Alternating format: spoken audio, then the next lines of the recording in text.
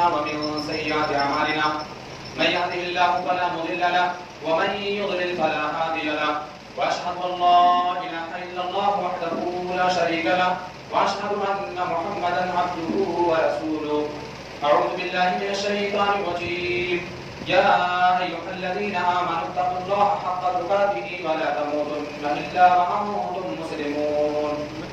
يا أيها الناس اتقوا ربكم الذي خلقكم من نفس واحدة وخلق منها زوجها وبث منهما رجالا كثيرا ونساء واتقوا الله الذي تساءلون به والأرحام إن الله كان عليكم رقيبا.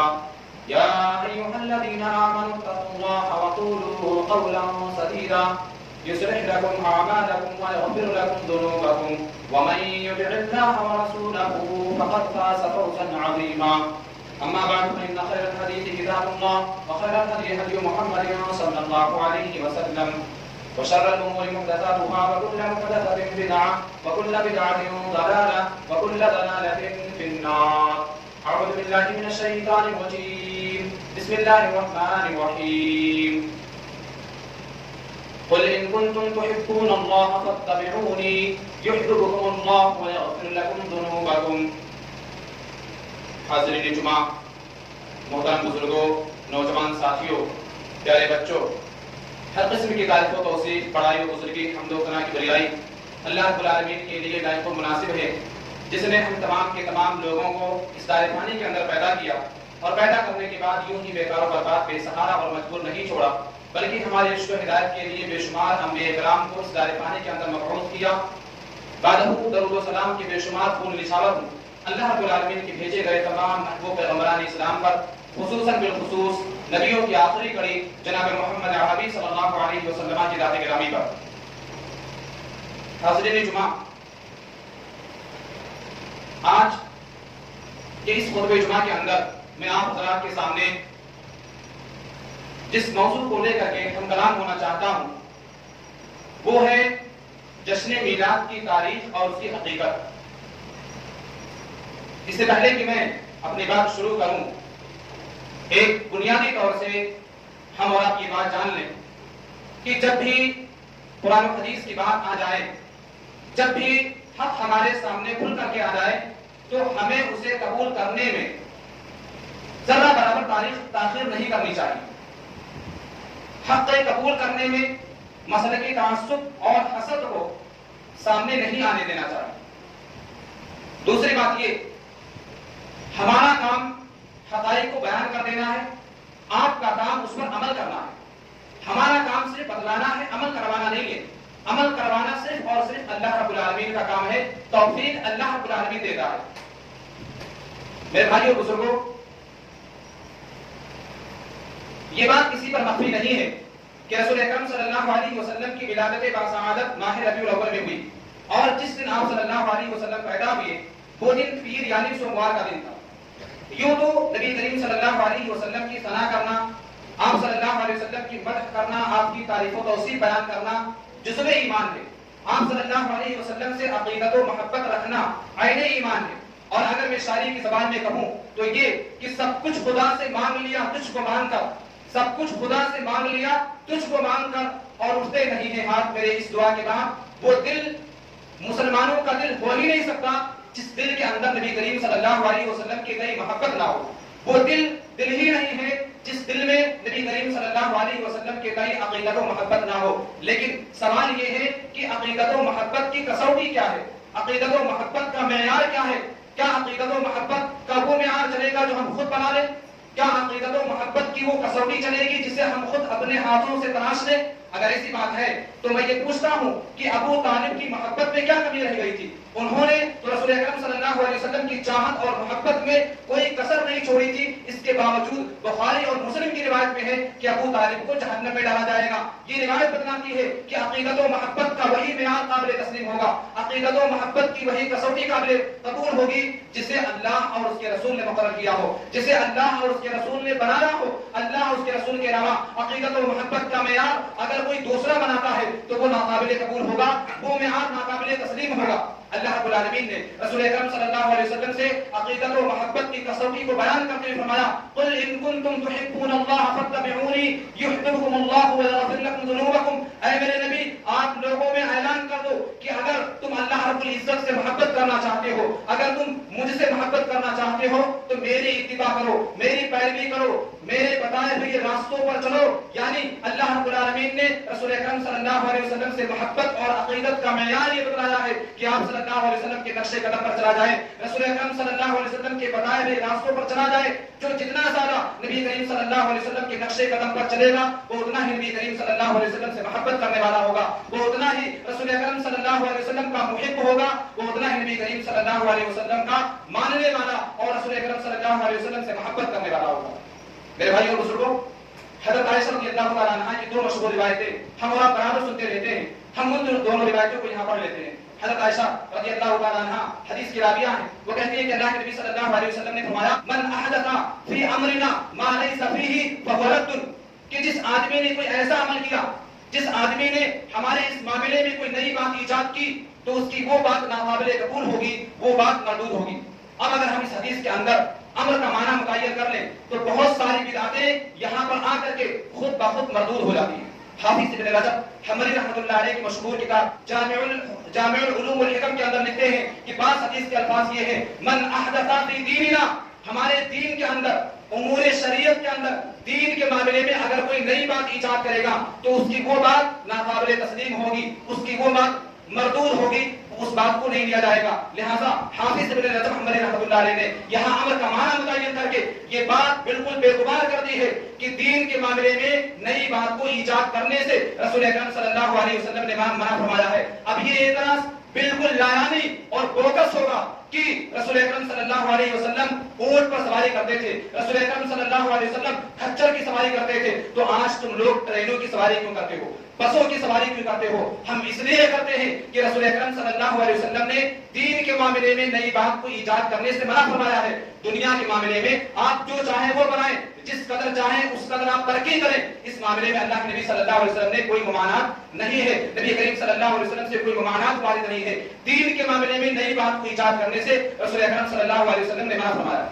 اسی طرح سے عمل بھی حضرت عائشہ رضی اللہ تعالی عنہا کی دوسری روایت جس میں اللہ کے نبی صلی اللہ علیہ وسلم نے فرمایا من عمل عملا لیس علیہ امرنا فہو رد، کہ جس کسی نے کوئی ایسا عمل کیا جو عمل ہم نے نہیں کیا، جو عمل ہمارے صحابہ نے نہیں کیا، جو عمل تابعین اعظام نے نہیں کیا، ایسا ہر عمل مردود ہوگا، ایسا ہر عمل ناقابل تسلیم ہوگا۔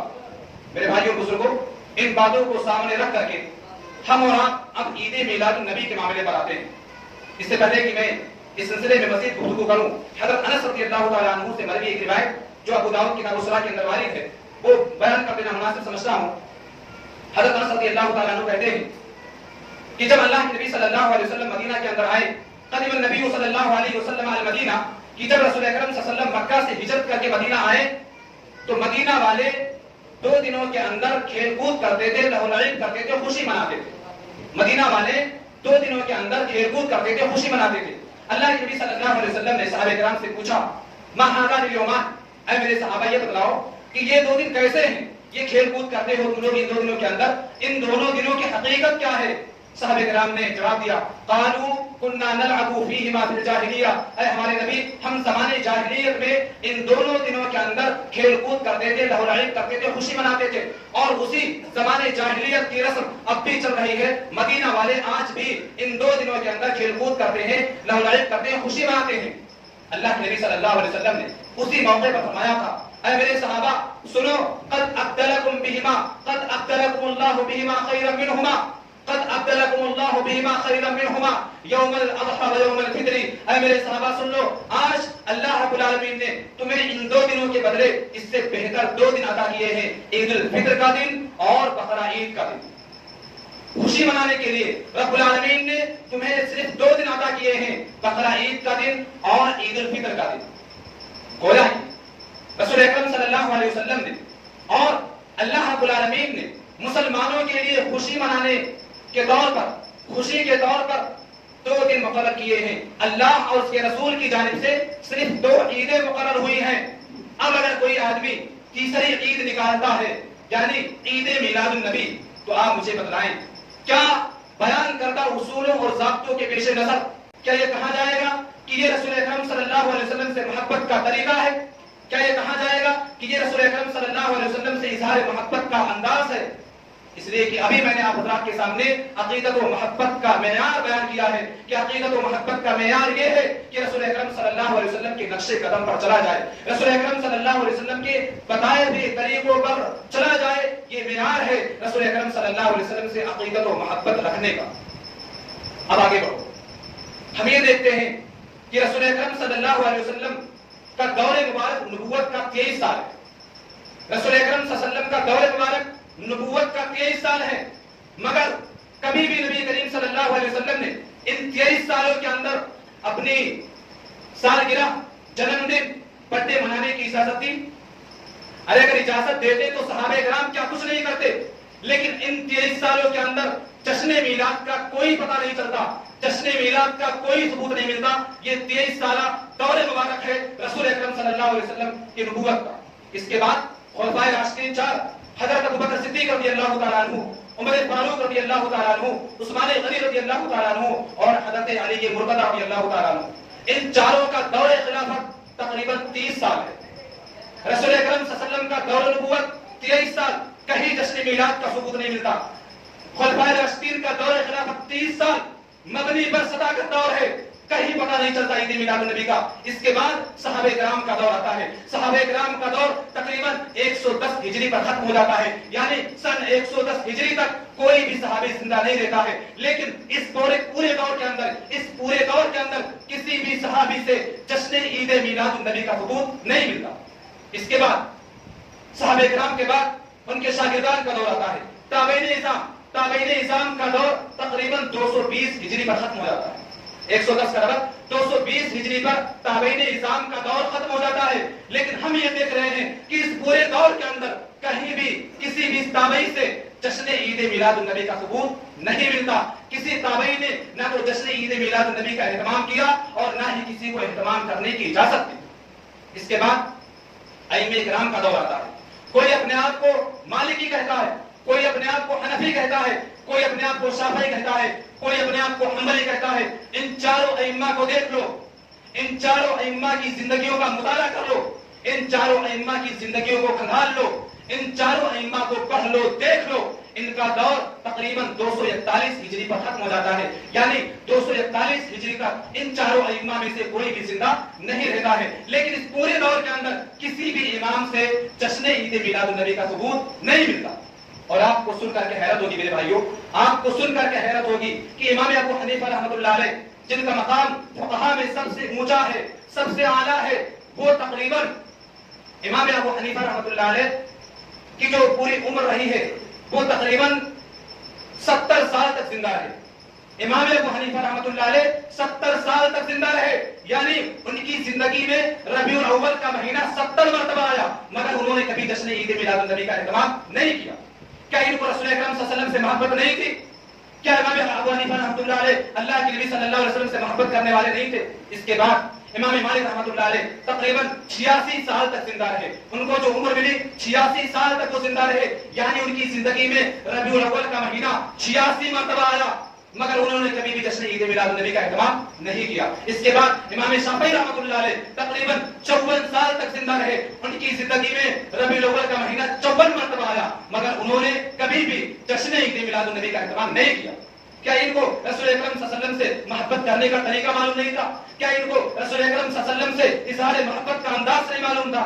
اس کے بعد امام احمد ابن حنبل رحمۃ اللہ علیہ تقریباً یہ 77 سال تک زندہ رہے۔ احمد بن حنبل رحمۃ اللہ علیہ 77 سال تک زندہ رہے، ان کی زندگی میں ربیع الاول کا مہینہ 77 مرتبہ آیا، مگر انہوں نے کبھی بھی جشن عید میلاد النبی کا اہتمام نہیں کیا۔ رسول اکرم صلی اللہ علیہ وسلم کا دور نبوت 23 سال، خلفائے راشدین کا دور خلافت 30 سال، صحابہ کرام کا 110، تابعین اعظام کا 220، ائمہ کرام کا 240، کہیں ثبوت نہیں ملتا عید میلاد النبی کا۔ اور پیران پیر حضرت شیخ عبد القادر جیلانی رحمۃ اللہ علیہ، ان کی مشہور کتاب غنیۃ الطالبین کے اندر اس بدعت کا کہیں کوئی تذکرہ ہی نہیں ملتا۔ کیا ان کو نبی کریم صلی اللہ علیہ وسلم سے محبت کرنے کا طریقہ نہیں معلوم تھا؟ کیا ان کو رسول اکرم صلی اللہ علیہ وسلم سے اظہار محبت کا انداز نہیں معلوم تھا؟ اگر یہ جشن عید میلاد النبی اظہار محبت کا کوئی انداز ہوتا، اگر یہ رسول اکرم صلی اللہ علیہ وسلم سے اظہار محبت کا کوئی طریقہ ہوتا تو یہ طریقہ ضرور اپنایا جاتا، کوئی صحابی ضرور اختیار کرتا، کوئی تابعی ضرور اختیار کرتا، حسن حسین ضرور اختیار کرتے، کوئی امام ضرور اختیار کرتا، خود پیرانے پیر حضرت شیخ عبد القادر جیلانی رحمۃ اللہ علیہ ضرور اس کو اپناتے، لیکن ان تمام سلف صالحین کی زندگیوں کے اندر اس بدعت کا کہیں کوئی تذکرہ نہیں ہوتا۔ اسے کیا نئی چیز ہی تو کہیں گے، ارے جب نبی کے زمانے میں نہیں، صحابہ کرام کے زمانے میں نہیں، تابعین اعظام کے زمانے میں نہیں، ائمہ کرام کے زمانے میں نہیں، حسنین کے زمانے میں نہیں، خود پیرانے پیر حضرت شیخ عبد القادر جیلانی رحمۃ اللہ علیہ کے زمانے میں نہیں، من احدث فی دیننا من احدث فی امرنا کے دائرے میں یہ بات آ گئی کہ نہیں۔ اور یاد رہے، جو چیز من احدث فی امرنا کے دائرے میں آ گئی فہو رد، تو وہ مردود ہے، وہ ناقابل تسلیم۔ خود بخود یہ بدعت یہاں آ کر کے مردود ہوگی، اور آپ کو سن کر کے حیرت ہوگی۔ میں نے تاریخ اور حقائق آپ لوگوں کے سامنے بیان کر دیے ہیں، اس کے باوجود لوگ اس پر اشعار کہتے ہیں۔ ایک شعر مجھے ملا ہے اس سلسلے میں، آپ دیکھیں کہ اس شعر کے اندر کیا کہا گیا ہے۔ شعر ہے کہ نثار تیری چہل پہل پر ہزاروں عید ربیع الاول، نثار تیری چہل پہل پر ہزاروں عید ربیع الاول، سوائے ابلیس کے جہاں میں سبھی تو خوشیاں منا رہے ہیں، سوائے ابلیس کے جہاں میں سبھی تو خوشیاں منا رہے ہیں۔ میرے بھائیوں اور بزرگوں، اگر ہم اس شعر پر غور کریں، مجھے معاف کیجئے گا، سوائے ابلیس کے جہاں میں سبھی تو خوشیاں منا رہے ہیں۔ اب میں اگر کہوں خلفائے راشدین ابلیس تھے، نعوذ باللہ، صحابہ کرام ابلیس تھے، انہوں نے کبھی بھی جشن میلاد کا اہتمام نہیں کیا، اور آج جو لوگ جشن میلاد کا اہتمام نہیں کرتے ہیں ان کو اس شعر کے اندر ابلیس کہا گیا۔ آپ اندازہ کریں کہ اس شعر کہاں جا رہا ہے اور کس کس کو داغدار کر رہا ہے۔ تمام صحابہ کرام ابلیس قرار پائیں گے اس شعر کے اندر، نعوذ باللہ ثم نعوذ باللہ۔ تابعین اعظام ابلیس قرار پائیں گے، عبد القادر جیلانی رحمۃ اللہ علیہ ابلیس ہو گئے گویا کی۔ ہائے ہائے میرے بھائیوں بزرگوں، سمجھنے کی بات، غور کرنے کی بات ہے کہ یہ شعر کہاں جا رہا ہے۔ سوائے ابلیس کے جہاں میں سبھی تو خوشیاں منا رہے ہیں۔ آج جو لوگ جشن میلاد نہیں مناتے ہیں وہ ابلیس ہیں۔ میں یہ کہتا ہوں کہ ہم تو صحابہ کرام کے ماننے والے ہیں، ہم علی کے ماننے والے ہیں، ہم ابو بکر صدیق رضی اللہ تعالیٰ عنہ کے ماننے والے ہیں۔ آج اگر ہم ابلیس ہیں تو گویا کہ یہ جو بڑے بڑے ائمہ ہیں جنہوں نے کبھی بھی جشن میلاد کا اہتمام نہیں کیا، یہ تو سب سے بڑے ابلیس ہو گئے، نعوذ باللہ ثم نعوذ باللہ۔ میرے بھائیوں بزرگوں، سمجھنے کی آئیے اب میں بتاؤں کہ جشن عید میلاد النبی کو کس نے ایجاد کیا تھا، اس کا موجد کون ہے، اور اس کا اخلاق کیسا تھا، اور اس کو مشروع کس نے قرار دیا۔ جشن میلاد کو ایجاد کرنے والا شہر موصل کے قریب ایک شہر ہے اربل۔ اس شہر اربل کا گورنر ملک مظفر الدین ابو سعید کوکبوری ہے، جس نے تقریباً 625 ہجری کے اندر اس بدعت کو اس نے رواج دی۔ ابو سعید کوکبوری نے 625 ہجری کے اندر اس بدعت کو اس نے رواج دی، یعنی تقریباً 7ویں صدی ہجری کے شروع میں یہ بدعت کھل کر کے منظر عام پر لوگوں کے سامنے آئی، اور اس بدعت کو مشروع قرار دینے والا ایک عالم ہے، ایک مولوی ہے، اس بدعت کو رواج دینے والا، پیسے والا، اور اس بدعت کو مشروع قرار دینے والا ایک مولوی، ایک عالم عبداللہ ابن مبارک رحمۃ اللہ علیہ نے بڑی زبردست بات کہی تھی۔ انہوں نے کہا کہ دین کو بگاڑنے میں دو طبقوں کا بڑا زبردست ہاتھ رہا ہے، دین کو بگاڑنے میں دو طبقوں کا بڑا زبردست ہاتھ رہا ہے، ایک عیاش پرست امیروں کا اور دوسرا ضمیر فروش ملاؤں کا۔ ان دو طبقوں نے دین کو سب سے زیادہ بگاڑا ہے۔ اس بدعت کا موجد ابو سعید کوکبوری، اور اس بدعت کو مشروع قرار دینے والا اور اس پر کتاب لکھنے والا ابن دہیہ کلبی ہے۔ اس کی کنیت ابو الخطاب ہے اور عمر نام ہے، لیکن وہ مشہور ابن دہیہ کلبی کے نام سے۔ اچھا، ابو سعید کوکبوری جو بادشاہ تھا وہ کیسا تھا، اس کا اخلاق کیسا تھا؟ یہ ابو سعید کوکبوری یہ نہایت بدخلق اور عیاش پرست بادشاہ تھا۔ یہ جس دن رسول اکرم صلی اللہ علیہ وسلم کی ولادت کے دن ناچنے والوں کو، گانے والوں کو جمع کرتا اور ان کو نچاتا اور ان کے ساتھ خود بھی ناچتا۔ یہ بہت ہی احمق اور عیاش پرست بادشاہ تھا ابو سعید کوکبوری۔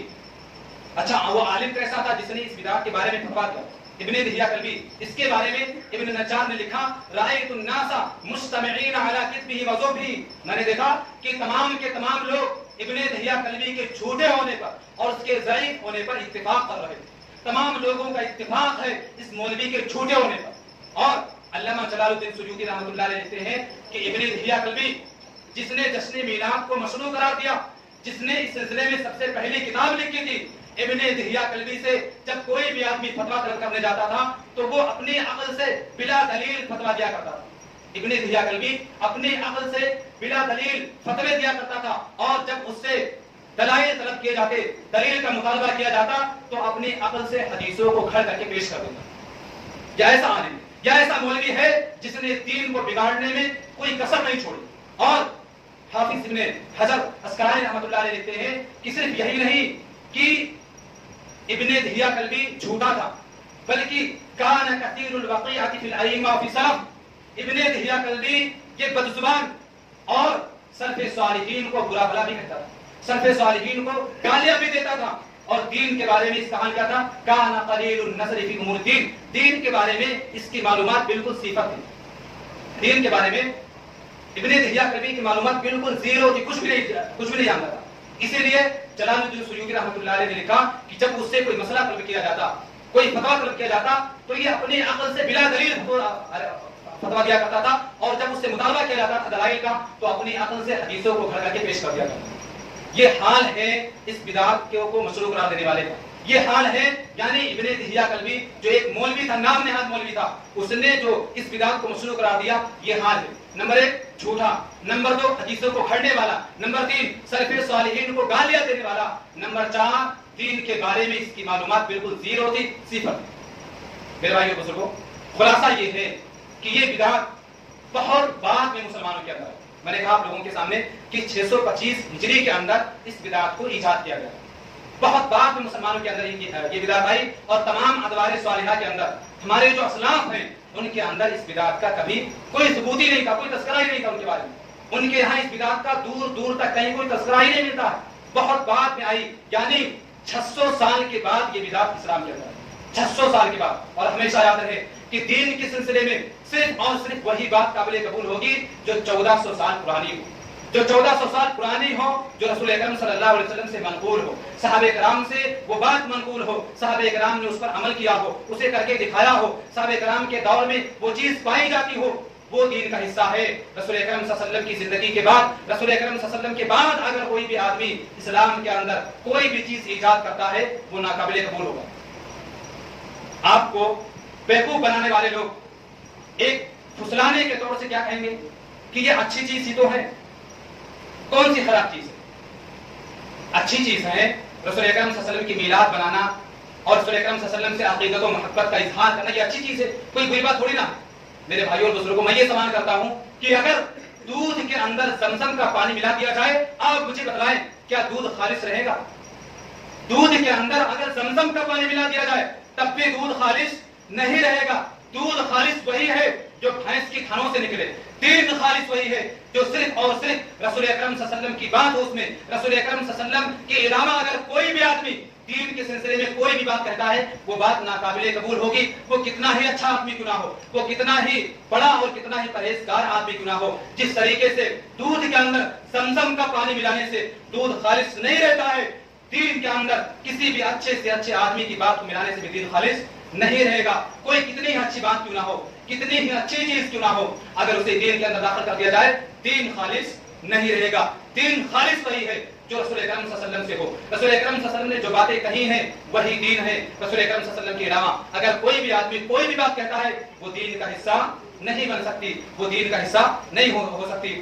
میرے بھائیو بزرگوں، وقت کافی ہو چکا ہے، میں انہی چند باتوں پر اپنی بات کو ختم کرتا ہوں۔ اللہ رب العالمین سے دعا ہے کہ اللہ تعالیٰ ہم تمامی حضرات کو کہنے اور سننے سے زیادہ عمل کرنے کی توفیق عطا فرمائے۔ میرے بھائیو بزرگوں، ہمارا کام ہے حقائق کو بیان کر دینا، اور میں یہ ایسا نہیں کہ میں نے جو باتیں کہی ہیں یہ سب جھوٹی ہیں، میں اپنی طرف سے بیان کر کے پیش کر رہا ہوں۔